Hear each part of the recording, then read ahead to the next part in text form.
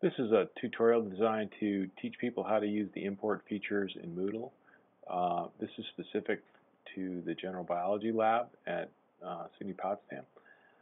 We're going to enter the general biology template just so you can confirm that this is the course that you would like to import. And then we're going to go back to the My Home link and look for the course that we would like to import into. Okay, so this is the fall semester 2012 general biology course. So we open the course, we see there are no items in it yet. We go to import, and during the import process, it can take quite a while between the screens, so occasionally this video will pause. I'm going to be getting things out of a template, so I'm going to type TEMP into the search field and look through all the template courses I have on Moodle, and I'll find the 151 template, and I'll hit continue. And I'll wait for the next screen. We're going to include all the activities, blocks, and filters. We're going to go to the next screen. And here is the schema settings. Okay, so we can see the crumb trail up here and where we are in the process. Here is the opportunity, I should say, to remove things from the import. As an example, we have the basic lab safety lesson here, but last year we did observations in science and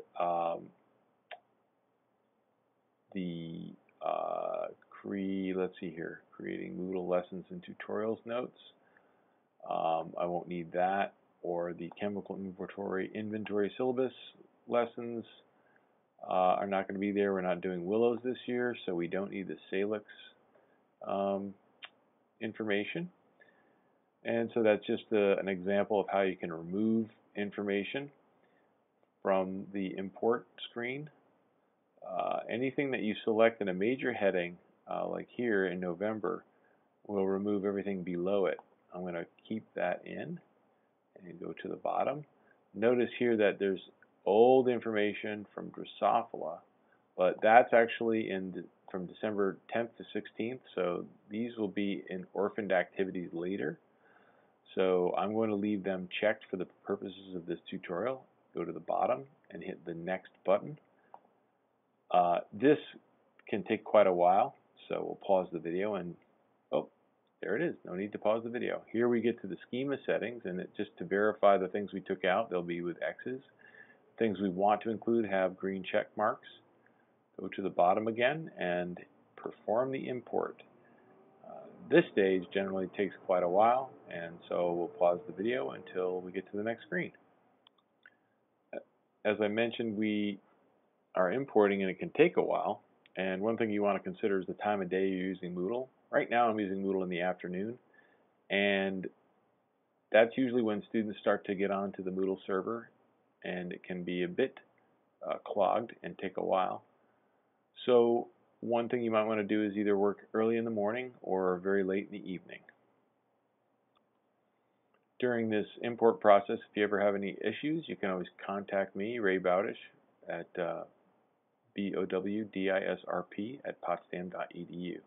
Okay, we've gotten to the last screen and the import is complete. We'll hit continue and take a look at what it looks like. And you can see it's very much like the original template. Next thing we need to do is make sure that we have the right amount of weeks. We're going to go to edit settings and make sure that there are only 15 weeks.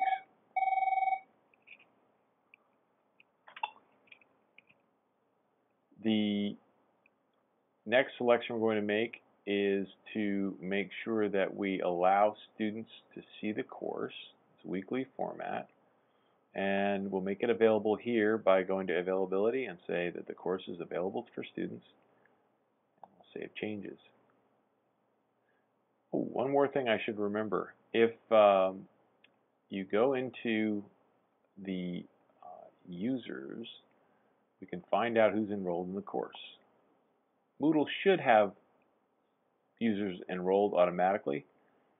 It does not, as you can see here. So we're going to go to the enrollments methods link here, and we're going to turn on the self-enrollment by going to edit here in the self-enrollment, and we're going to choose allow self-enroll and save the changes. And now students should be able to enroll in your Moodle course. We'll go back here, and that's it. For your information, students have access to the How Do I Use This site, and there's another tutorial video right there to bring them around the site and show them what's happening. Also, for students that are unfamiliar with Moodle this year, we have another series of tutorial videos, new to Moodle. Click here to get started. That concludes this tutorial video.